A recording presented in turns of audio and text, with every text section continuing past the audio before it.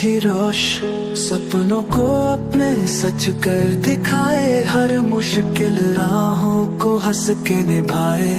सलाम है नारी के जज्बे को, सलाम है हौसले की उड़ान है, नारी का अभिमान है।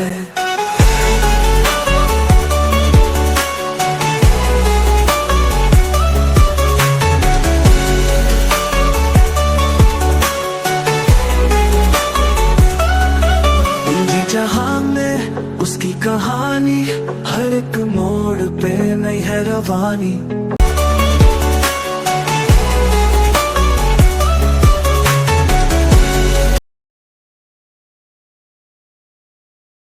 નમસ્કાર દર્શક મિત્રો, વોઇસ ઓફ મોરબીના ફેસબુક પેજ, ઇન્સ્ટાગ્રામ અને યુટ્યુબમાં આપ જોઈ રહ્યા છો કે આજે વુમન્સ ડે છે અને વુમન્સ એક જે કહી શકાય કે મહિલા કોઈ પણ ફિલ્ડમાં પાછળ નથી રહેતી, ત્યારે જ આજે વુમન્સની જો વાત કરવામાં આવે તો આજે વુમન્સ ડે છે ત્યારે આપણી સાથે જે પોલીસમાં ફરજ બજાવતા ભૂમિકાબેન ભૂત આપણી સાથે જોડાયા છે અને થોડી ઘણી એમની પાસે વિગત લેશું અને સ્પોર્ટમાં છેલ્લા 4 વર્ષથી એક્ટિવિટી કરે છે અને અનેકો સિદ્ધિ હાંસલ કરી છે, ટ્રોફી હોય કે ગોલ્ડ હોય અને પોતાને પુસ્તક પણ લખેલી છે, એની પણ આપણે ચર્ચા કરશું।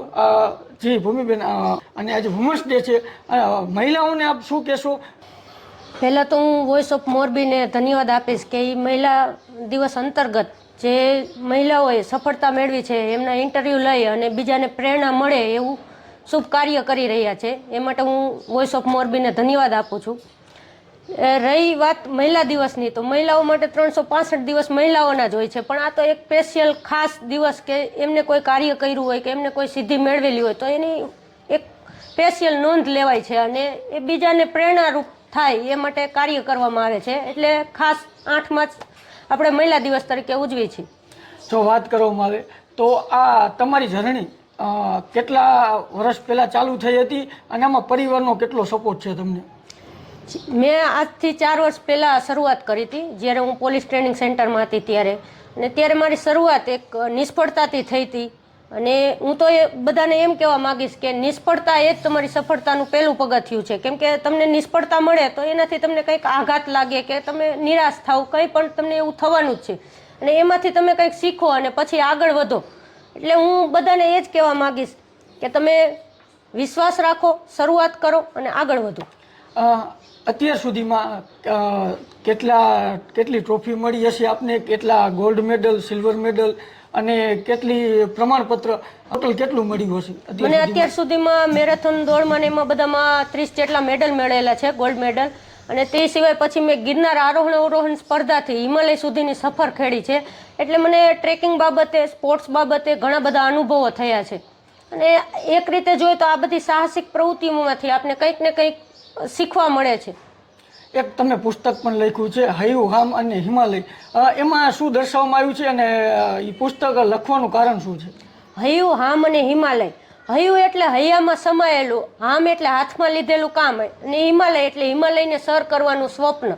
તો મેં આ બુકમાં જે પોલીસ ખાતામાં જોઈન્ટ થઈ ત્યારે મેં કેવા અનુભવો મેળવ્યા, મારી ટ્રેનિંગ ચાલુ હતી ત્યારે મને શું અનુભવો થયા એ અનુભવો લખ્યા છે। તો આપણા સમાજમાંથી કોઈ પોલીસ ડિપાર્ટમેન્ટમાં જોઈન્ટ થવા માંગતું હોય, એ બાબતે તૈયારી કરવા માંગતા હોય તો એની ટ્રેનિંગ કેવી હોઈ શકે, એના માટે શું તૈયારી કરવી પડે, એ બધું આમાં લખ્યું છે।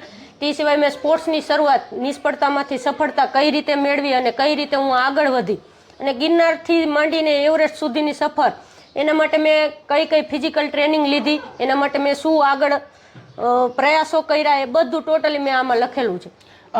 ખાસ બીજી એક વાત કરવામાં આવે તો મોરબી જિલ્લા પોલીસ પહેલાંથી જ તમને સપોર્ટ કરે છે અને પોલીસનો તમને સપોર્ટ પણ મળી રહ્યું છે અને વાત કરવામાં તો સવારથી એક્ટિવિટી કેટલા વાગ્યા સુધીમાં તમે એક્ટિવિટી કરો છો?